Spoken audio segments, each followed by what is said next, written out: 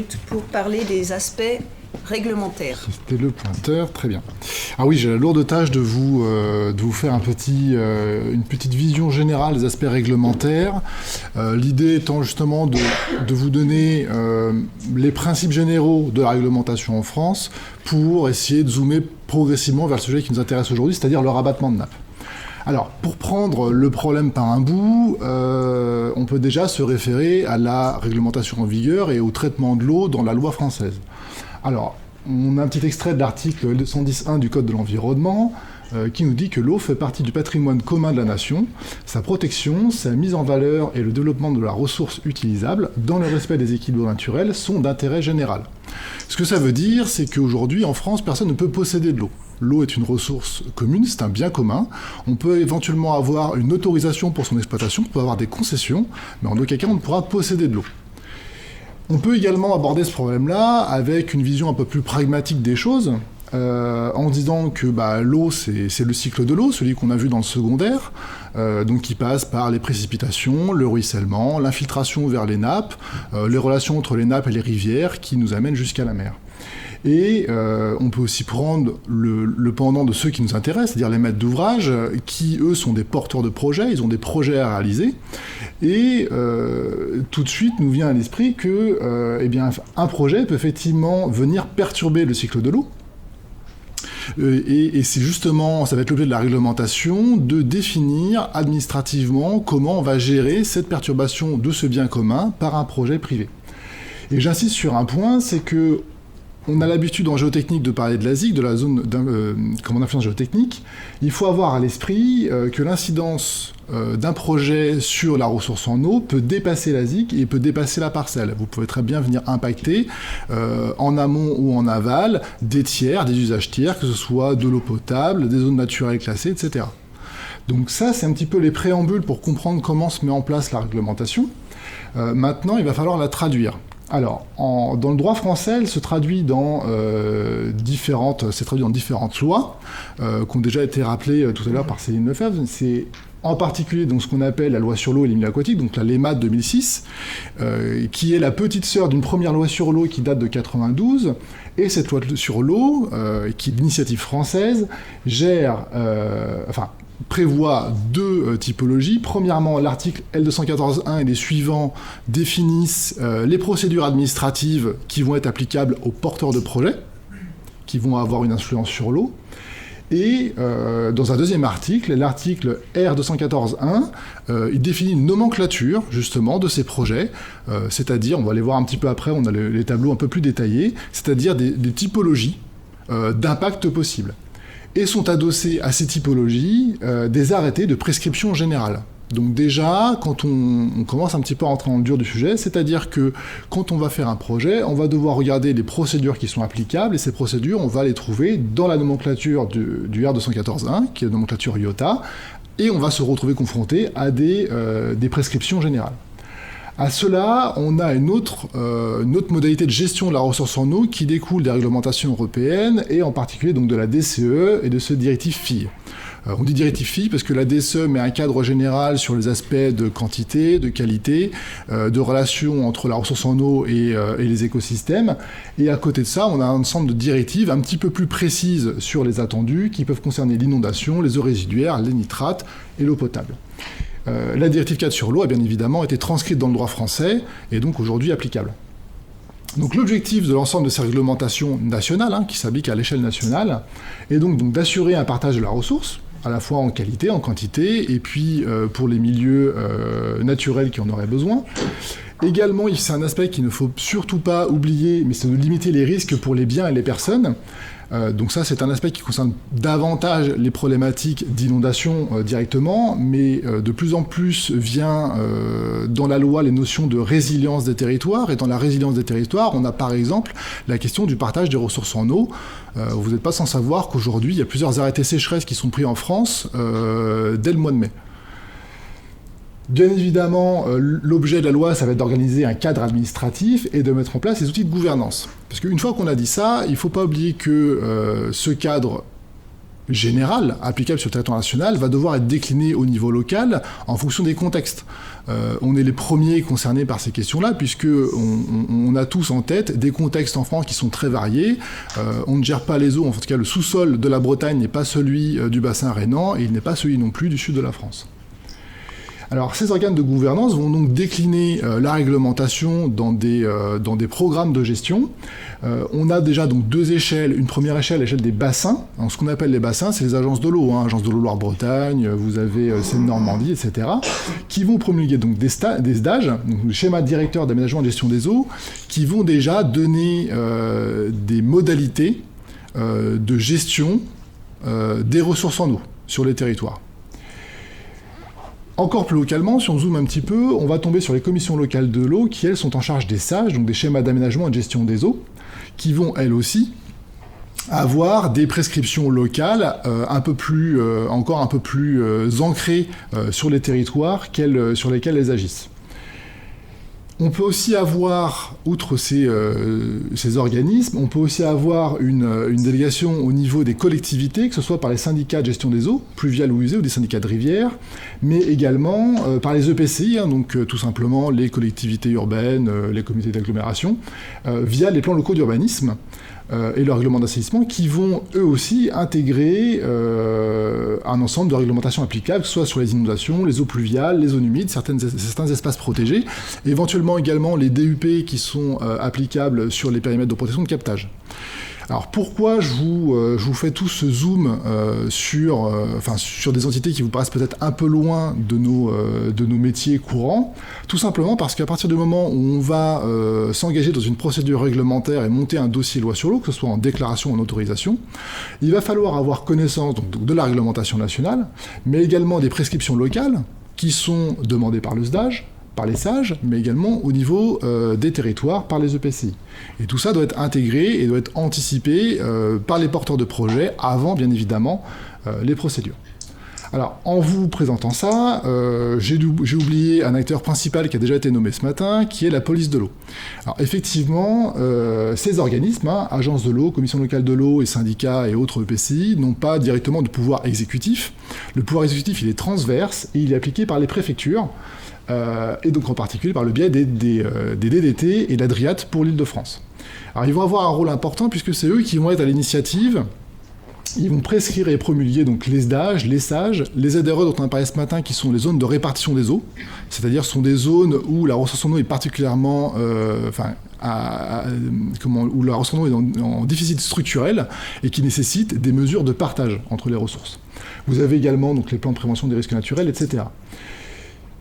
Ces services de l'État vont également être à l'origine de doctrines d'opposition aux déclarations, qui peuvent être des doctrines qui sont prises à l'échelle départementale, et également de doctrines applicables au DLE pour certaines rubriques. C'est le cas par exemple en Île-de-France, pour en citer une, même pour en citer deux, vous avez une doctrine qui concerne l'inondation, qui vous donne les méthodes de calcul et les méthodes de compensation pour la construction d'eaux inondables, et vous en avez une autre qui concerne directement nos porteurs de projets, qui est une doctrine qui s'applique sur la rubrique, sur l'ensemble des rubriques, qui concerne l'abattement des pluies courantes, c'est-à-dire que vous avez un abattement de 10 mm à démontrer pour chacun de vos projets. Donc vous avez un ensemble aussi de réglementations qui vont être mises en place au niveau départemental. Alors comme je l'ai rappelé, ils ont une mission de police. Bien évidemment, donc, on connaît tous la police de l'eau. Ce matin, j'ai vu déjà le logo de l'OFB également, qui est également police de l'environnement. Et puis vous pouvez aussi avoir des polices judiciaires exercées par les mairies et les collectivités. Donc vous avez cette structure relativement complexe en France. Alors si on revient un petit peu au sujet qui nous intéresse, c'est-à-dire le rabattement de nappe en tant que tel, par quoi on est concerné? Alors déjà, on peut revenir encore une fois à l'article L214.1 de la loi qui nous dit sont soumis à déclaration ou autorisation tous les ouvrages entraînant des prélèvements sur les eaux superficielles ou souterraines, restitués ou non, une modification du niveau ou du mode d'écoulement des eaux, la destruction des frayères, de zones de croissance d'alimentation de la faune piscicole, ou des déversements, des écoulements, des rejets, des dépôts.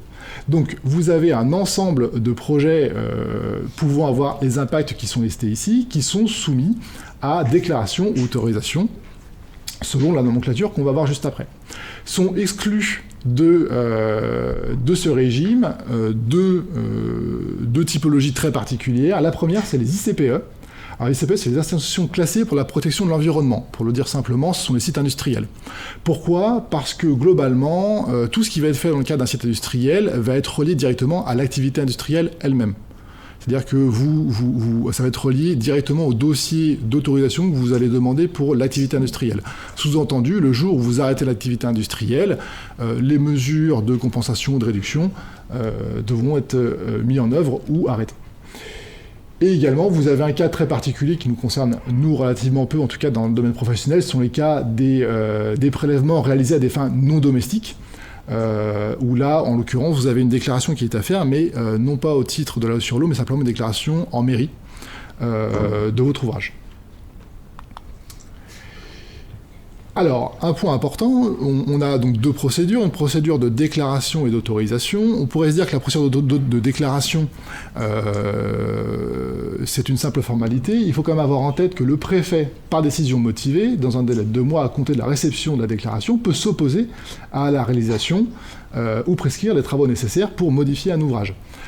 Donc en l'occurrence, ça fait le lien avec les doctrines d'opposition dont je vous ai parlé tout à l'heure, c'est-à-dire qu'un dossier, même de déclaration, doit être conforme bien évidemment à la réglementation nationale, mais également aux prescriptions locales qui peuvent être applicables. Alors ça peut être effectivement celle des SDAGE ou des SAGE. On a eu l'exemple tout à l'heure, par exemple, sur un projet d'aménagement qui était fait à proximité de zones naturelles sensibles, qui a bloqué ce projet, puisque le rabattement nappe n'était pas compatible, en tout cas n'a pas été jugé compatible par l'administration avec la préservation donc, des espaces naturels. Alors, pour rentrer encore un peu plus dans le vif, si on doit commencer à regarder donc cette nomenclature dite IOTA, IOTA pour installation, ouvrage, travaux et aménagement, donc qui est définie à l'article R214.1 du Code de l'environnement, son fonctionnement est assez simple, c'est-à-dire que vous avez un numéro de rubrique, qui est indiqué ici dans la première colonne, vous avez une description de la rubrique, et puis vous avez un régime qui est associé en face, avec pour certaines rubriques, par exemple pour la 1120, vous avez des seuils de prélèvement. Alors pour celles qui nous concernent pour le rabattement de nappe, alors elles ne sont pas exhaustives, mais c'est les principales, vous allez avoir bien évidemment la réalisation de sondage, forage, et puis les essais associés, qui est lié à la 1110. Alors bien évidemment c'est valable pour un rabattement de nappe. Je en profite pour le préciser que c'est également valable pour les piézomètres qui sont faits dès les phases de conception. Je suis un peu taquin sur ce point-là, mais effectivement, théoriquement, on devrait réaliser déjà un premier dossier de déclaration au démarrage de toutes les études de conception dès les phases AVP, dès qu'on pose un piézomètre. Donc cette rubrique est soumise évidemment à déclaration, et elle englobe, vous pouvez relire le texte, mais elle englobe globalement tous les ouvrages qui vont venir prélever l'eau. De la pointe filtrante au piézomètre en passant par le puits de pompage et par le tapis drainant. Tous ces ouvrages-là sont inclus dans la rubrique 1110. Vous avez plusieurs rubriques sur les prélèvements. Là, il y en a 2 qui sont cités, il y en a un petit peu plus qui concernent les prélèvements aussi en rivière ou dans les nappes d'accompagnement, mais on va déjà prendre les rubriques un petit peu générales. Sur la 1120, on a bien évidemment les 2 seuils qui sont relativement connus. Le seuil de dépassement des 200 000 m3 par an qui correspond au seuil d'autorisation, et le seuil de 10 000 m3 par an prélevé qui correspond à un seuil de déclaration. Si on doit les traduire en mètres cubeurs, 200 000 m3, on est à peu près à 21-22 mètres cubeurs prélevés en continu sur 12 mois, et pour 10 000 m3, on est à peu près à 1 mètre cubeur prélevé, encore une fois, sur 12 mois. Sachant que, bien évidemment, ce sont des volumes prélevés à l'année. Je vous ai dit tout à l'heure qu'il y avait des arrêtés de prescription générale qui étaient applicables sur les rubriques. En particulier, vous avez 2 arrêtés qui datent du 11 septembre 2003, qui sont applicables pour ces 2 rubriques, la 1110 et la 1120. En particulier, vous avez aussi donc un guide qui a été fait par le BRGM en 2006, qui concerne les prescriptions générales applicables au forage. Donc vous avez déjà un guide sur la réalisation de forage d'eau, conformément à la réglementation en vigueur qui existe, qui est un guide fait par le ministère de l'Environnement de l'époque. Dernière rubrique, donc pour la 1120, je ne l'ai pas précisé, mais ça concerne uniquement les nappes, de manière générale, que ce soit nappes perchées, nappes captives, à l'exclusion, bien évidemment, des nappes d'accompagnement de cours d'eau qui sont décrites dans la rubrique 1210. où là, vous avez des seuils qui sont exprimés à la fois en débit absolu, mais également en pourcentage du débit du cours d'eau, avec différents seuils pour l'autorisation et la déclaration. Donc bien évidemment, le jeu en phase de conception va être de voir par rapport aux estimations de débit établies par rapport aux essais qui ont pu être faits sur site, dans quelle rubrique on va se positionner pour réaliser notre projet en phase travaux. Alors, il faut faire attention parce que si là, on parle bien du rabattement de nappe, qui est bien dans le spectre, effectivement, des missions géotechniques, il ne faut pas oublier aussi les rubriques qui peuvent s'y rajouter au rabattement de nappe et qui là dépassent un petit peu le spectre potentiellement de la géotechnique, mais qui peuvent être liés directement au projet.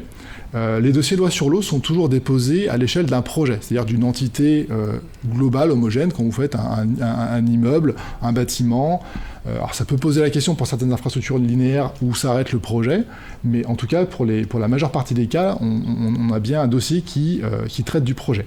Et donc en particulier, quand on fait du rabattement de nappe, on va avoir aussi à traiter, donc là on parlait du rabattement, mais il ne faut pas oublier la partie des rejets, donc qui concerne les rubriques 2210 et 2230, donc qui concerne le rejet naturel, éventuellement la réinjection des eaux dans la même nappe, 5110, et puis également des impacts tiers. Si on est en bordure de fleuve, on peut être en zone inondable, donc concerné par la 3220. Si on a une nappe subaffleurante, on peut être aussi en zone humide, ce qui concerne la 3310. Donc cet aspect de dossier loi sur l'eau, effectivement pour le rabattement de nappe, on a les principales rubriques qui sont listées là, il ne faut pas oublier qu'il y a aussi d'autres rubriques qui peuvent concerner le projet à côté. Je n'ai pas nommé non plus la 2150 qui concerne la gestion des eaux pluviales. Vous avez ici donc, pour en parler concrètement, un petit planning théorique qui pourrait correspondre à nos projets. Je ne vais pas forcément le passer du haut en bas. Si on regarde déjà la ligne qui concerne le permis de construire, vous voyez qu'on a une durée d'à peu près 6 mois, ce qui est à peu près courant sur nos projets, c'est-à-dire 3 mois d'instruction de permis de construire au sens strict et 3 mois de phase de recours. Si on prend, alors on va monter en régime, si vous me passez un petit peu sans mauvais jeu de mots, on va monter un petit peu en régime sur ces questions-là. Premier stade, la déclaration. On voit que sur un permis de construire classique, on a relativement le temps donc, de faire le premier dossier loi sur l'eau, donc 2 mois d'instruction avant de faire les études. Je ne suis pas forcément en phase avec le... Enfin voilà, on peut discuter de la position de l'instruction de permis de construire par rapport à la phase de conception. Ça se discute, mais ce qu'il faut voir, c'est les durées mises côte à côte les unes aux autres. Donc vous avez donc ce premier dossier loi sur l'eau pour la réalisation des piézomètres, les études hydrogéologiques, donc intégrées à la géotechnique pour le dimensionnement du rabattement de nappe, la définition des niveaux dimensionnants, etc. Et puis un deuxième dossier donc, qui va être le dossier à la phase projet, c'est-à-dire qui va définir en phase travaux et en phase définitive les caractéristiques du projet et ses incidences sur les eaux superficielles ou souterraines. Donc vous voyez que cette durée est effectivement de 2 mois, avec une phase de complétude, au bout de laquelle vous avez le récépissé et une phase d'instruction. L'ensemble dure effectivement 2 mois. Comme l'a rappelé Neufeld tout à l'heure, à partir du moment où vous avez une demande de complément de la police de l'eau qui vous arrive, non seulement le délai s'arrête, mais le délai repart à 0. Donc à partir du moment où vous allez avoir une succession de compléments, vous voyez que ce délai peut s'allonger de manière significative. On peut assez rapidement, le temps de recevoir les compléments, de faire un mémoire pour y répondre et d'échanger avec la police de l'eau, on peut vite fait avoir 2 semaines, 1 mois qui viennent se rajouter à ce délai-là. Si on a plusieurs salves d'échanges avec la police de l'eau, vous voyez que les délais peuvent quand même dériver de manière substantielle. Et donc au bout de cette instruction, on obtient effectivement une non-opposition. Comme on est sur un régime de déclaration, on ne parle pas d'autorisation, mais bien de non-opposition à la déclaration, qui vous donne la date de démarrage des travaux. Si on passe à un niveau un petit peu supérieur, qui est l'autorisation temporaire, qui est une espèce de régime intermédiaire entre l'autorisation et la déclaration. Alors l'autorisation temporaire a ça de particulier qu'il ne concerne que les impacts qui sont réversibles et temporaires. Donc il faut absolument, ça concerne globalement que le rabattement de nappe, c'est-à-dire que quand vous pompez dans la nappe, vous avez une incidence, quand vous arrêtez de pomper, la nappe revient à son niveau initial, et on peut considérer que ces impacts sont réversibles. C'est une autorisation qui est délivrée pour 6 mois, renouvelable une fois. Donc pour une durée de travaux, enfin en tout cas de rabattement pendant les travaux, de maximum 12 mois. La durée d'instruction, alors, elle n'est pas fixée dans la loi, mais de fait, elle tourne autour de 6 mois, entre 4 et 7 mois, mais voilà, on est autour de 6 mois. Donc si on reprend notre planning, on a à nouveau donc, le premier dossier là sur l'eau pour la déclaration des ouvrages, donc des piézomètres, des puits pour faire les essais, faire les suivis de niveau d'eau pour les études de conception. les études donc, de conception qui vont avec, et donc cette procédure d'autorisation temporaire. Elle a ça d'intéressant que déjà elle est plus courte, on va le voir par rapport à la procédure d'autorisation sèche. Elle ne nécessite pas d'enquête publique, mais simplement une mise à disposition du public, ce qui est beaucoup plus court en termes de délai et beaucoup moins impactant aussi pour le porteur de projet en termes d'échange avec les collectivités et avec le public. Et puis, on peut avoir un passage au CODERST ou pas. Et par contre, cette autorisation temporaire, comme on est sur un régime d'autorisation, est sanctionnée bien par un arrêté préfectoral. Bien évidemment, l'arrêté préfectoral est attribué au porteur de projet. Aujourd'hui, c'est inscrit dans la loi, il y avait un petit peu de latitude auparavant entre l'entreprise, le maître d'œuvre, le maître d'ouvrage. Maintenant, la loi a identifié que le porteur de projet était systématiquement le bénéficiaire de l'ouvrage qui était construit, donc le maître d'ouvrage. Si on arrive à la phase d'autorisation, si on arrive effectivement à l'autorisation, on a donc un régime qui est une instruction qui est beaucoup plus longue, où là on arrive à 12 mois d'instruction, avec enquête publique, avec passage au CODERST, avec avis de l'autorité environnementale. Donc ça, c'est des démarches qui sont beaucoup plus lourdes. Généralement, dans la plupart des projets, ces démarches sont aussi associées à d'autres démarches environnementales qu'on va voir après, qui sont spécifiées à l'annexe de l'article R122.2 du Code de l'environnement. Le point important à signifier, c'est que l'autorisation environnementale est une des pièces du PC, c'est la pièce C11, donc le PC, aujourd'hui en France, ne peut pas être délivré si l'étude d'impact, ce qu'on appelait avant l'étude d'impact, donc l'autorisation environnementale, n'a pas été purgée. Donc c'est un impact relativement important pour les porteurs de projets si on se retrouve dans des régimes d'autorisation, puisqu'on a 12 mois d'arrêt dans la conception. En tout cas, on a 12 mois d'instruction à intégrer dans les études de conception. Alors, petit zoom sur l'article R122.2. Vous avez effectivement, c'est l'annexe qui liste l'ensemble des projets soumis à l'évaluation environnementale, celles qui nous concernent sur la plupart de nos projets. C'est la rubrique 39, c'est la catégorie 39, qui concerne des surfaces de plancher supérieures à 10 000 m², donc assez clairement pour des bâtiments relativement importants. Voilà.